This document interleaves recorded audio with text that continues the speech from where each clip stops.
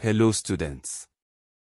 Today, we are going to be focusing on the periodic law, the map of all the tiny building blocks of our world. In our previous class, we learned about elements, the pure substances that make up everything around us. We also discussed the periodic table, a chart that organizes all known elements into rows and columns. Finally, we looked at the information inside each element box, such as its name, symbol, atomic number, and atomic mass. By the end of this lesson, you should be able to explain the periodic law, describe periods, groups, and element families on the periodic table, identify and explain the blocks of elements, S, P, D, and F blocks. Each element is like a Lego brick, different colors, different sizes, and different powers. When you put them together in the right way, you can build anything: water, air, metal, and even you. Scientists discovered a rule called the periodic law. The periodic law states that the properties of elements repeat in a regular pattern when the elements are arranged in order of increasing atomic number.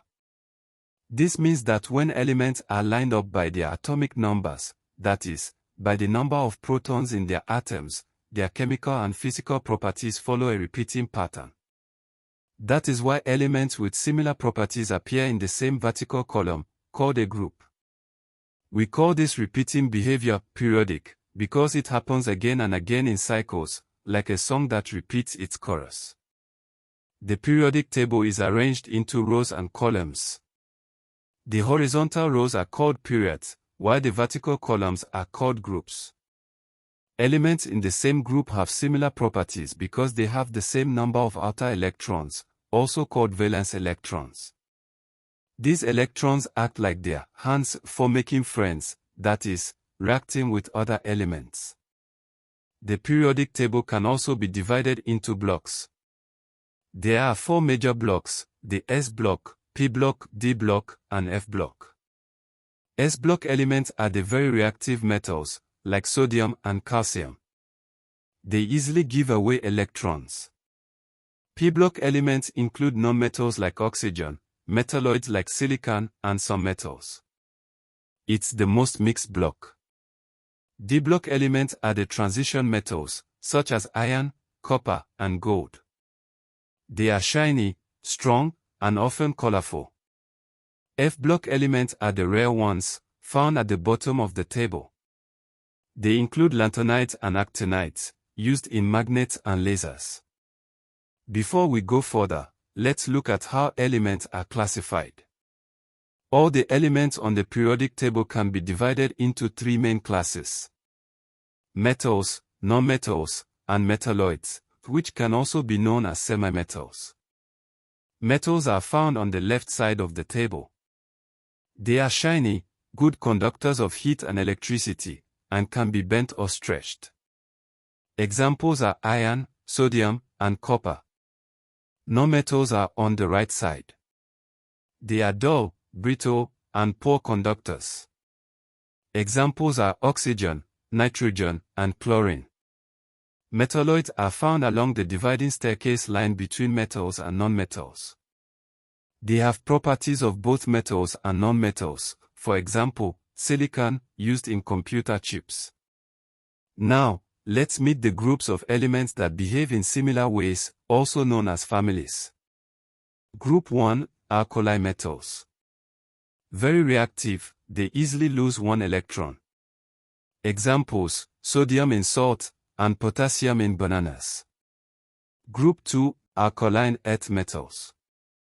Less reactive than Group 1, but still active. Examples: calcium in bones, magnesium in fireworks. Group 17, halogens. These are very reactive nonmetals that love to gain 1 electron.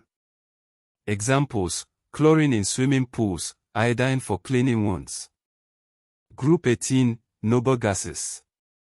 These are stable and unreactive. Examples: helium in balloons, neon in bright signs. Why is it called periodic? It is called periodic because the properties of elements repeat in a pattern at regular intervals as you go across the table. This repetition is what makes it possible to predict the behavior of elements based on their position in the table. For example, every element in group 1 behaves similarly. They are soft, shiny, and react quickly with water. Every element in group 17 behaves similarly too. They are very reactive nonmetals that form salts easily. That's the beauty of the periodic law, a pattern that helps scientists understand and predict how elements will act. Good job on paying attention so far, students. Now, let's test your understanding. Explain the periodic law and how it helps organize the periodic table. Describe the difference between periods and groups. Classify the elements iron, silicon, and chlorine as metal, metalloid, or non-metal. Good job, students. We have come to the end of today's lesson. But before we go, let's recall all we have learned. In today's lesson, we learned that the periodic law states that the properties of elements repeat when arranged by increasing atomic number. The periodic table has periods which are in rows and groups which are in columns. Elements are divided into 4 blocks: S, P, D, and F. Elements are classified as metals, nonmetals, or metalloids. Families like alkali metals, alkaline earth metals, halogens, and noble gases have similar properties within their groups.